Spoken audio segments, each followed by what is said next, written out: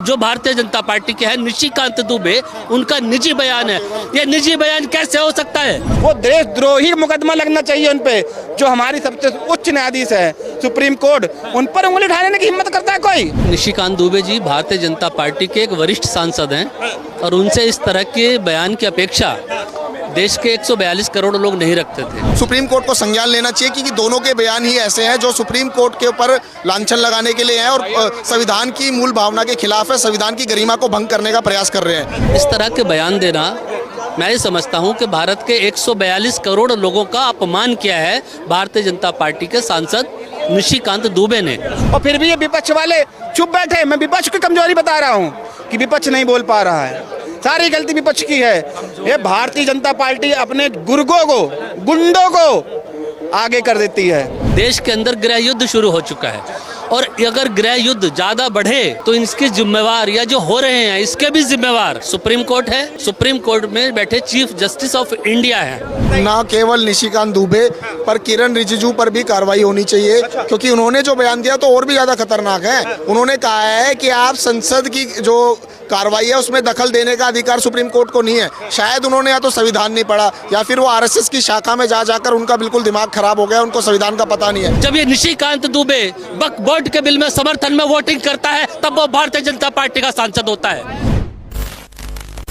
नमस्कार, आप देख रहे हैं वो न्यूज और मैं हूं आपके साथ विनायक कुमार। देखिए, भारतीय जनता पार्टी के सांसद निशिकांत दुबे का बयान सुप्रीम कोर्ट के ऊपर जिस तरह से आया, उसके बाद लगातार राजनीति तेज हो गई। सियासत गर्म होने के बाद भारतीय जनता पार्टी के राष्ट्रीय अध्यक्ष ने ट्वीट करके साफ तौर पे कहा कि इसमें जो है पार्टी का कोई लेना देना नहीं है। निशिकांत दुबे का बयान उनका व्यक्तिगत विचार है।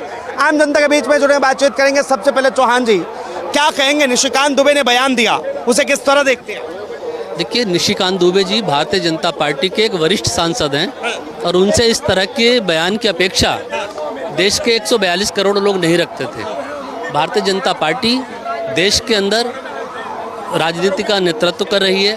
भारत के प्रधानमंत्री हैं श्री नरेंद्र मोदी जी, और भारत के नरेंद्र मोदी जी विश्व में जाकर भारत का रिप्रेजेंटेशन देते हैं। इस तरह के बयान देना, मैं ये समझता हूं कि भारत के 142 करोड़ लोगों का अपमान किया है भारतीय जनता पार्टी के सांसद निशिकांत दुबे ने, क्योंकि वो कहते हैं कि देश के अंदर धर्म युद्ध शुरू हो चुका है, देश के अंदर गृह युद्ध शुरू हो चुका है और अगर गृह युद्ध ज़्यादा बढ़े तो इसके जिम्मेवार या जो हो रहे हैं इसके भी जिम्मेवार सुप्रीम कोर्ट है। सुप्रीम कोर्ट में बैठे चीफ जस्टिस ऑफ इंडिया है।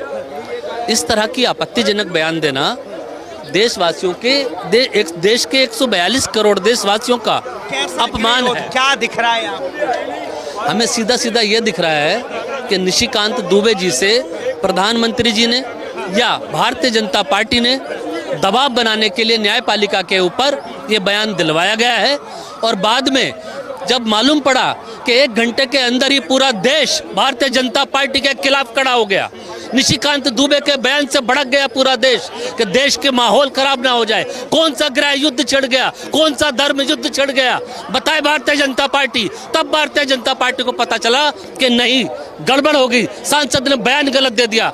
भारतीय जनता पार्टी के राष्ट्रीय अध्यक्ष सामने आते हैं मीडिया के और बोलते हैं कि भारतीय जनता पार्टी का बयान नहीं है, ये सांसद जो भारतीय जनता पार्टी के हैं निशिकांत दुबे, उनका निजी बयान है। ये निजी बयान कैसे हो सकता है? जब ये निशिकांत दुबे वक्फ बोर्ड के बिल में समर्थन में वोटिंग करता है तब वो भारतीय जनता पार्टी का सांसद होता है। जब 3 कृषि कानून पास होते हैं, उन 3 कृषि कानूनों को पास कराने के लिए वोटिंग करता है तब ये भारतीय जनता पार्टी का सांसद होता है। जब देश के अंदर नारी वंदन अधिनियम कानून बनाया जाता है, पास किया जाता है, पारित किया जाता है, तब ये भारतीय जनता पार्टी का सांसद होता है। बयान दे दिया तो ये निजी बयान हो गया, क्योंकि भारतीय जनता पार्टी जानती थी, मोदी जी जानते थे कि देश का आक्रोश भारतीय जनता पार्टी संभाल नहीं पाएगी। और मैं तो ये मानता हूं कि बयान सिर्फ भारतीय जनता पार्टी के राष्ट्रीय अध्यक्ष ने क्यों दिया? सरकार तो गठबंधन की है, देश के अंदर सरकार तो गठबंधन की है, पार्टी के अध्यक्ष की ही जवाबदेही होगी। तो क्या नीतीश कुमार मानते हैं कि निशिकांत दुबे ने सही बयान दिया? क्या चंद्रबाबू मानते हैं, नायडू जी, कि निशिकांत दुबे ने सही बयान दिया? क्या चिराग पासवान, क्या जयंत चौधरी मानते हैं सही बयान दिया? क्या निशिकांत दुबे जो है किसी और पार्टी के सांसद है? गठबंधन के अंदर सरकार किसकी है? सारे लोकसभा में बैठते हैं, कोई ऐसा नहीं है वो ना। जीत के आए हैं, मान्य तो ये भी रखा जाएगा। सामने रखा जाएगा किस संदर्भ में वो कह रहे हैं, वो सरकार के चेहरे हैं। इसका जवाब यादव जी देंगे। यादव जी मैं आता हूं सर, 1 मिनट बस आता हूं आप ही के पास। जिस तरह से निशिकांत दुबे ने बयान दिया कि सुप्रीम कोर्ट की वजह से ही जो है देश के अंदर गृह युद्ध चल रहा है, क्या कहेंगे? देखिए, ये मैं कहता हूँ सुप्रीम कोर्ट को संज्ञान लेने से पहले ये टाइम में देना चाहिए था। इनकी सदस्यता रद्द कर देनी चाहिए थी। देश को बदनाम किया जा रहा है, देश को बदनाम किया जा रहा है। हमारा एक ये जो गुलदस्ता है हिंदुस्तान ना, जैसे आपने पहले एक गाना सुना होगा, सारे जहां से अच्छा हिंदुस्तान हमारा, हम बुलबुलें हैं इसकी, ये गुलसिता हमारा। जो विदेश के अंग्रेज हमारे स्वर्गीय महात्मा गांधी को पूजते हैं, हमारी कल्चर को अपनाते हैं, राधे राधे हरे कृष्णा जपते हैं, उस देश को ऐसे नेता बदनाम कर रहे हैं। और फिर भी ये विपक्ष वाले चुप बैठे। मैं विपक्ष की कमजोरी बता रहा हूँ कि विपक्ष नहीं बोल पा रहा है। सारी गलती विपक्ष की है। ये भारतीय जनता पार्टी अपने गुंडों को आगे कर देती है, क्योंकि आने वाले चुनाव में बिहार में और पश्चिम बंगाल में होने हैं, ये अपने गुंडों को आगे करती। जैसे संसद के अंदर ओए मुल्ला ओए कटवा चिल्लाया गया था, लेकिन हुआ क्या? विपक्ष नहीं बोल पाता है। विपक्ष बिल्कुल कमजोर बैठा पड़ा है और देश को बर्बाद करने के लिए विपक्ष ही जिम्मेदार है। देखिए, आप कह रहे कि भैया ये जो है बदनाम करने की साजिश है देश को। बिल्कुल। तो राहुल गांधी पे भी बीजेपी ने आरोप लगा दिया कि भाई ये जो है गद्दारों वाले काम कर रहे हैं अमेरिका। कौन सा नाम बता दो ना मेरे को गद्दार वाला काम। कब राहुल गांधी ने हिंदुस्तान के बारे में बुरा बोला हो? एक शब्द दिखा दीजिए मेरे को। लेकिन जो अब राहुल गांधी से अगर कोई विदेश में जाके पूछेगा कि आप क्या हिंदुस्तान में एक सांसद हैं, उन्होंने तो सुप्रीम कोर्ट पे भी उठा दिया है, उंगली उठा दी है, तो राहुल गांधी को कहना पड़ेगा हाँ जी ऐसा हुआ है। तो क्या गलत बोलेंगे वो? अगर एक नेता जो है सांसद है, प्रतिनिधि है किसी प्रदेश का, तो झूठ बोलेगा? नहीं जी ऐसा नहीं है, अपने देश को बचाने के लिए, उसकी छवि नहीं खराब होगी। लेकिन आज भारतीय जनता पार्टी के राष्ट्रीय अध्यक्ष क्या बोल रहे हैं? इनका निजी अस्तित्व है, निजी बातें हैं। अब निजी हो गई, देश के बारे में कहने वाला कैसे निजी हो जाता है जी? देश पे गलत बोलने वाला निजी कैसे हो जाता है? वो देशद्रोही मुकदमा लगना चाहिए उन पे। जो हमारी सबसे उच्च न्यायाधीश है सुप्रीम कोर्ट, उन पर उंगली उठाने की हिम्मत करता है कोई? कैसे कोई हिम्मत कर सकता है भाई? आज देश को आप किस दिशा में ले जा रहे हैं? बिल्कुल सही है। और जिन जजों के घर पर बंडल मिलता है, नोटों की गड्डियां मिलती है, उन्हें क्या कहेंगे? बिल्कुल कहेंगे हम ना। कहाँ हमारी सरकार सोई पड़ी है? कहाँ करप्शन हो रहा, क्यों नहीं देख पा रही है? गृह मंत्री जी क्या कर रहे हैं? वो अगर इस तरह के वीडियो आएंगे और जब जजों के घर में नोटों का बंडल मिलेगा तो विश्वास तो फिर नोटबंदी क्यों हुई थी? अगर जब नोटबंदी भई थी तो काला धन सब अंदर हो गया था, आज जजों के कैसे मिल रहा है? इसमें भी सरकार जिम्मेदार। बिल्कुल सरकार जिम्मेदार। हमारे पैसे आपने जब्त करवा दिए थे, कराए थे कि नहीं कराए थे? बस तुम मीडिया वाले क्या हो, हाँ कर दोगे। बात है, जब सवाल पूछो तो फिर अब आप क्यों नहीं पूछेंगे हम? जब आपने बोला था कि हम नोटबंदी इसलिए कर रहे हैं कि देश में जमा काला धन सब खत्म हो जाएगा और जो पैसा आएगा देश के हित में किया जाएगा, तो कैसे गड्डियां मिलने लगी? किसी भी नेता की हमें कैसे मिलने लगी बताइए ना मेरे को। ना केवल निशिकांत दुबे पर किरण रिजिजू पर भी कार्रवाई होनी चाहिए, क्योंकि उन्होंने जो बयान दिया तो और भी ज्यादा खतरनाक है। उन्होंने कहा है कि आप संसद की जो कार्रवाई है उसमें दखल देने का अधिकार सुप्रीम कोर्ट को नहीं है। शायद उन्होंने या तो संविधान नहीं पढ़ा या फिर वो आरएसएस की शाखा में जा जाकर उनका बिल्कुल दिमाग खराब हो गया, उनको संविधान का पता नहीं है। क्योंकि सुप्रीम कोर्ट का ये काम है कि वो कॉन्स्टिट्यूशनल वैलिडिटी को रिव्यू करे, तो जुडिशियल रिव्यू का काम सुप्रीम कोर्ट को करना होता है जब जो है पार्लियामेंट कोई लॉ पास करता है। वहाँ तो आपके सोलिसिटर जनरल मेहता साहब कुछ बोल नहीं पा रहे, समय मांग रहे हैं, किसी भी प्रश्न का उत्तर नहीं दे पाए। अनुच्छेद 25 और 26 का उल्लंघन हुआ वक्फ बोर्ड में, उसका उत्तर नहीं दे पाए। केवल एक मुस्लिम बोर्ड के अंदर 3 मुस्लिम उसका अध्यक्षों का अनिवार्य होना बताया ना, 8 जो है गैर मुस्लिम हो सकते हैं, इसके ऊपर कोई उत्तर नहीं दे पाए। वक्फ बाय यूजर का कोई उत्तर नहीं दे पाए कि उसको क्यों डाइल्यूट करा गया। तो ये किरण एग्जाम्पल ले लीजिए कि अगर किसी केस की सुनवाई होती है, अब मान लीजिए कि किसी को अगर उसके समर्थन में फैसला आ गया, किसी के जो है उसके अगेंस्ट में फैसला आ गया, तो आप मानते हैं ना कि जिसके अगेंस्ट में फैसला आता है तो वो असंतुष्ट होता है और वो कहता है कि भाई कोर्ट ने जो है ये सही नहीं। अभी तो कोई फैसला भी नहीं आया, अभी तो केवल उन्होंने प्रश्न पूछे हैं सुप्रीम कोर्ट ने। अभी तो सुनवाई जो है, अभी मैटर जो है जूरिस्प्रूडेंस के अंदर है।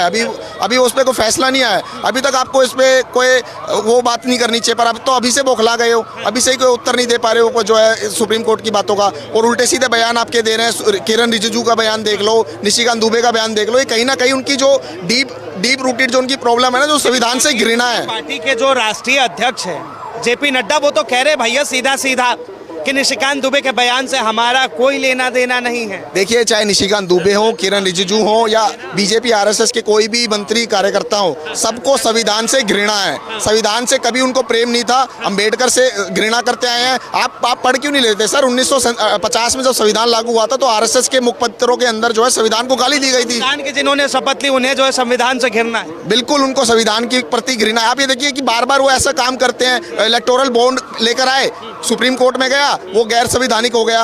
वक्फ बोर्ड लाए, अब वक्फ बोर्ड गैर संविधानिक होने वाला है। वक्फ बोर्ड का जो कानून है अब उस पर बौखलाहट दिखा रहे हैं। तो बार बार ऐसा काम करते हैं जो संविधान विरोधी है, फिर उस पर सुप्रीम कोर्ट स्टैंड ले लेता है तो बौखला जाते हैं। तो बार बार वो ऐसा करते हैं, बार बार ऐसा करते हैं। और ये जो है उनके अंदर की जो भावना है, जो संविधान विरोधी है, जो मनुवादी विचारधारा है, और जो है आरएसएस की जो मुख्य विचारधारा है, वो बार बार सामने आ जाती है, और कुछ नहीं है। तो चौहान जी एक बात बताइए, एक मिनट भैया। मैं खुद अरे कहाँ से हैं आप? मैं खुद आरएसएस से हूँ। अच्छा, ठीक है।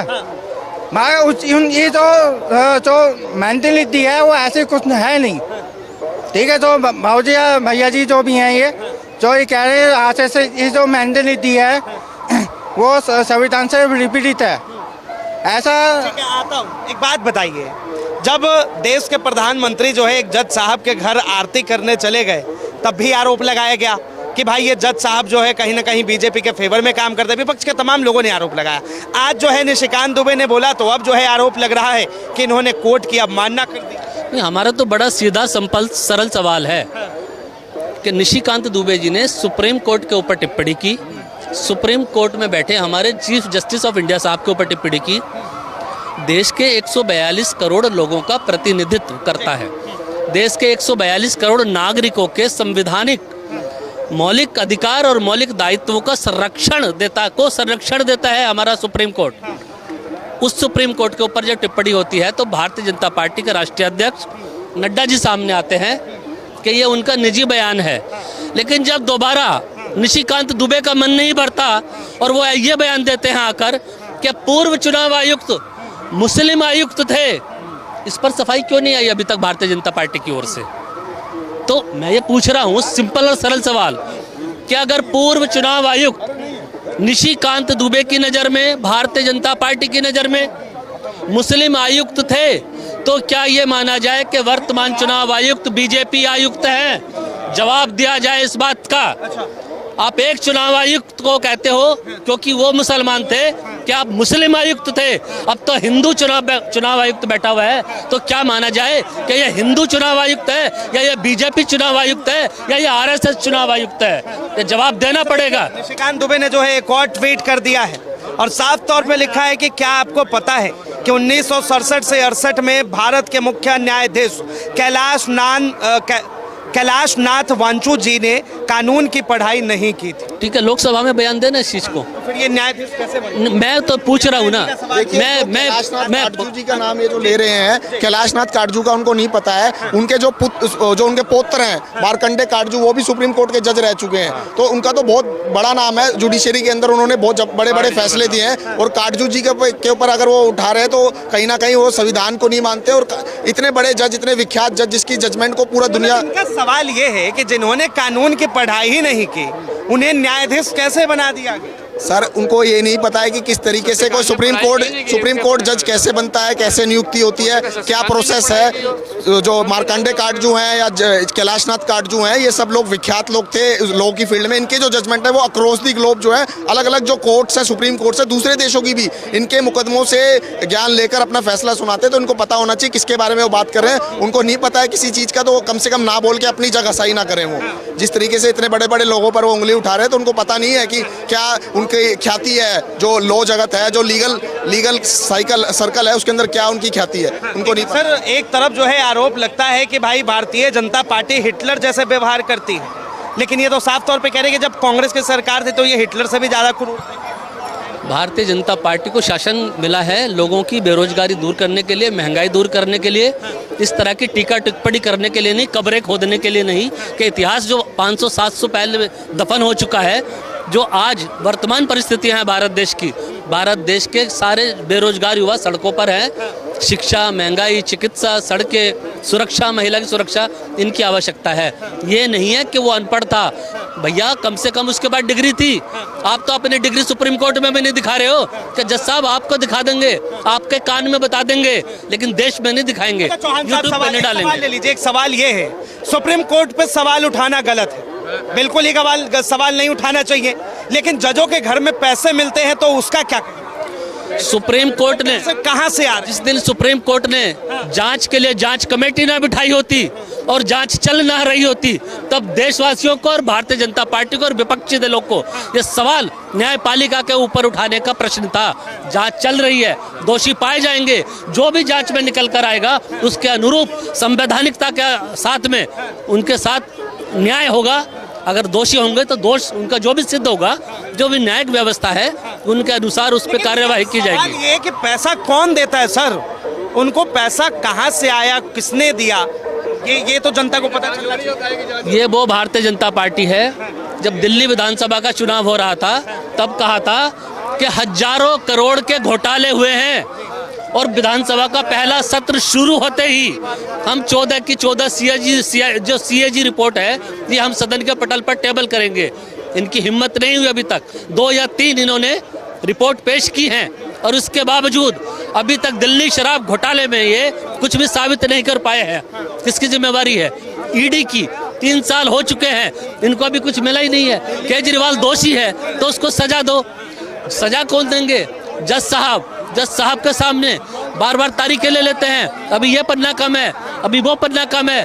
तब जब साहब को बोलना पड़ा कि ठीक है, जो आपने इतनी मोटी फाइल बनाई है गुलाबी रंग की, उसमें बहुत सारे पन्ने, पढ़ने में समय लगेगा, एक आदमी को बंदी बनाकर जेल में रख नहीं सकते, क्योंकि उसके ऊपर भी उसके अधिकारों का हनन माना जाएगा। इसलिए इंडियन जुडिशरी पहले ही बहुत खराब हालत में है, लाखों केस पेंडिंग है, उसके ऊपर सरकार का कोई ध्यान नहीं है। कॉलेजियम सिस्टम को वो कमज़ोर कर चुके हैं, जुडिशरी की हालत ठीक नहीं है, उसको तो वो सुधार नहीं रहे, बल्कि ऊट पटांग उल्टे सीधे मुद्दे लाकर जो है, जो मेन मुद्दे जिनकी हियरिंग होनी चाहिए उनको वो डाइल्यूट कर रहे हैं कहीं ना कहीं। तो ज़रूरी ये है कि सरकार को, आखिरी सवाल यही लूँगा कि एक तरफ जो है पार्टी ने कह दिया है कि भाई निशिकांत दुबे के बयान से हमारा कोई लेना देना नहीं है, निशिकांत दुबे के दूसरे तरफ बयान आ गए, अब ऐसे में क्या होना चाहिए, क्या लग रहा है? क्योंकि विपक्ष तो कह रहा है भाई कि निशिकांत दुबे को इस्तीफा दे देना चाहिए। देखिए, निशिकांत दुबे की सदस्यता को रद्द करना चाहिए, किरण रिजिजू को इस्तीफा देना चाहिए, सुप्रीम कोर्ट को संज्ञान लेना चाहिए, क्योंकि दोनों के बयान ही ऐसे हैं जो सुप्रीम कोर्ट के ऊपर लांछन लगाने के लिए हैं और संविधान की मूल भावना के खिलाफ है, संविधान की गरिमा को भंग करने का प्रयास कर रहे हैं। तो दोनों ने ऐसे बयान दिए हैं जो बिल्कुल ठीक नहीं है, बिल्कुल उसकी कड़ी शब्दों में निंदा करते हैं, और कहीं ना कहीं वो RSS की जो ब्रॉडर जो मानसिकता है उसको दर्शाते हैं। जी बताइए, ये तो कह रहे हैं कि भैया निशिकांत दुबे की जो मानसिकता है वो RSS को दर्शाती है। भारतीय जनता पार्टी द्वारा बैठाए गए बड़े बड़े पदों पर, जो संवैधानिक पदों पर बैठे हैं, वो लोग आज संवैधानिक रूप से काम नहीं कर रहे, बल्कि ऐसे काम कर रहे हैं जैसे भारतीय जनता पार्टी के कार्यकर्ता के रूप में काम कर रहे हैं। मैं बात कर रहा हूं देश के उपराष्ट्रपति महोदय जी के लिए। उनका भी आचरण हमने देखा, सबको सस्पेंड कर देते हैं, भारतीय जनता पार्टी के ऊपर, उनके सांसदों के ऊपर कोई कार्यवाही नहीं करते हैं, और बाहर आकर क्या बयान देते हैं, किस तरह का बयान देते हैं कि न्यूक्लियर मिसाइल बन चुका है। आप बुजुर्ग हो, सीनियर हो, समझदार व्यक्ति हो, संविधान की आपको बहुत ज़्यादा समझ है, इसलिए आप भारतीय जनता पार्टी के उपराष्ट्रपति नहीं हो, आप देश के उपराष्ट्रपति हो, आप देश के 142 करोड़ जनता का प्रतिनिधित्व करते हो। आपको बड़े संवेदनशील होकर बयान देने चाहिए। ऐसे असंवेदनशील बयान आपको नहीं देने चाहिए कि देश की सुप्रीम कोर्ट न्यूक्लियर मिसाइल बन गई है। बहुत बहुत धन्यवाद तमाम जानकारी के लिए। तो आम जनता की राय, आम जनता की बातें, बहरहाल आम जनता ने अपनी अपनी बातों को रखा, लेकिन निशिकांत दुबे के ऊपर बयान जिस तरह से निशिकांत दुबे ने दिया, उसके बाद से लगातार सवाल उठ रहे हैं कि क्या निशिकांत दुबे ने जो है सुप्रीम कोर्ट की कहीं ना कहीं अवमानना की है। इसे लेकर विपक्ष लगातार पुरजोर राजनीति कर रहा है। इसमें आपकी क्या राय है? अपनी राय जरूर बताएं। फिलहाल के लिए इतना ही। ऐसे तमाम खबरों के लिए देखते रहें वो न्यूज़।